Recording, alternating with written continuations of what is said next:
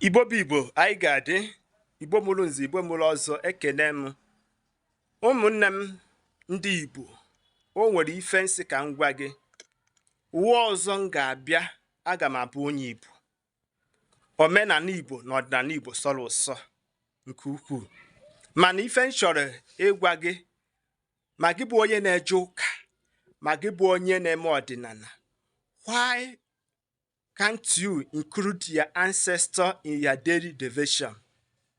Ọ bụrụ na ị na-ekpe ekpere oge niile na-akpọku nne gị na nna gị na ụmụnne gị na-alụ mmụọ ka fa nyere gị aka n'aha nke mmụọ ma n'aha nke mmadụ, ọ bụrụ ife ọjọọ ka ọ bụ.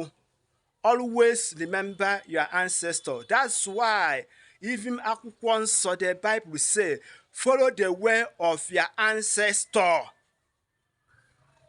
Maka ụfọdụ ndị ya fụta n'iru akwụkwọ na-ekwugheri na-akọgheri ife ha amarọ efetasị gị na ancestor gị mere ajọ ife na ndị nna nna ha mere ajọ ife na ha mere ajọ ife, you believe them yet you say you are a Christian. Mana ị ga-efeta na-asị Barnabas dị asọ yọrọla ya you intercede for us, St. John dị asọ, St. Peter dị asọ, Bartholomew dị asọ, Lucy, Paul, and less of it. Why can't you use the same method? Mgbe eke, mgbe oye, mgbe ahụọ,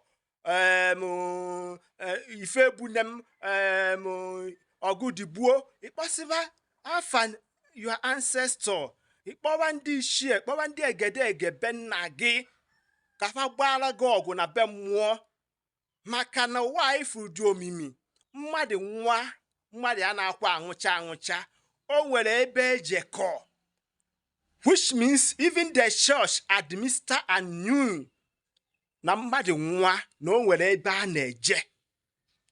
So maka onye ga-efetasị gị na ndị nna nna gị mere ncha, nwanne m si onye na isi adịrọ ya mma. Ifeta ode ife anọ ifeta isi na nna m nwa nara mmụọ mere ncha, agwa gị na isi adịrọ gị mma na ịmaghị ife ị na-akọ.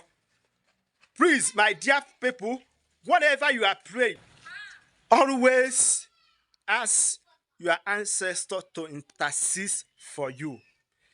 Ngwa ngwa ime ya bụ ife ị ga-afụ na ụzọ ndụ gị ya achake.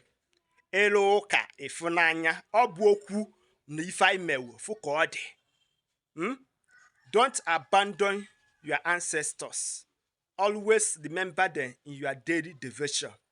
Ọ bụrụ na ị na-azụ ahịa na-etinye ha, gwafa ihe ịchọ ka ha mere gị n'ụwa mmụọ ebe ị na-azụ ahịa n'ụwa mmadụ.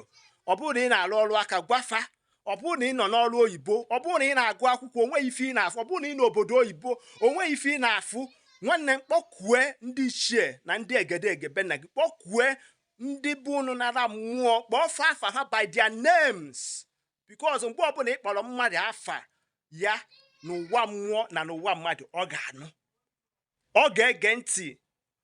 The spirit always resting to humans. Ọ ga-emekwara gị ife ị na-ayọ ya wite ọchịchị obi gị. Ọ gwụsịkwa ife m chọrọ ịgwa ndị Igbo, onye nwere ntị na nụrụ.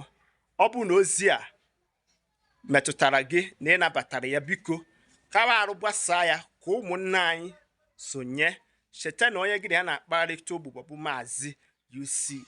Isiokwu anyị bụ include your ancestor in your daily devotion.